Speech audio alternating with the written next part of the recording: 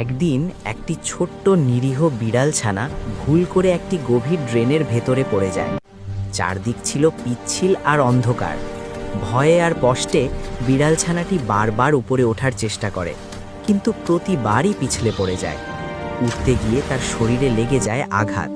ব্যথায় সে আর বাড়াতে পারে না। এইসব কিছু করেও বিড়ালছানাটি ক্লান্ত ও অসহায় হয়ে ড্রেনের ভেতর বসে জোরে জোরে কান্না করতে থাকে। তার কান্নার আওয়াজে ভরে ওঠে চারপাশ। মনে হচ্ছিল যেন সে সাহায্যের জন্য সবার কাছে আর্তনাদ করছে। ঠিক তখনই ড্রেনের পাশ দিয়ে হেঁটে যাচ্ছিল একটি বানর। হঠাৎ কান্নার শব্দ শুনে সে থমকে দাঁড়ায়।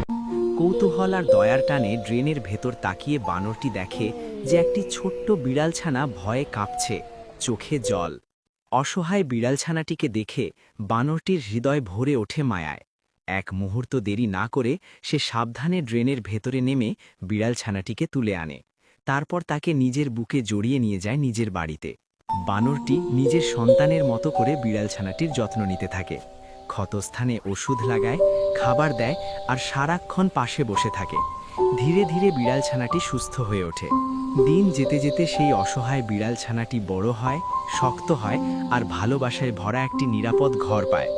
সেদিনের সেই কান্নাই বদলে দেয় তার পুরো জীবন। এইভাবেই দয়া আর মমতা একজন অসহায় প্রাণীর জীবনে নতুন আলো এনে দেয়।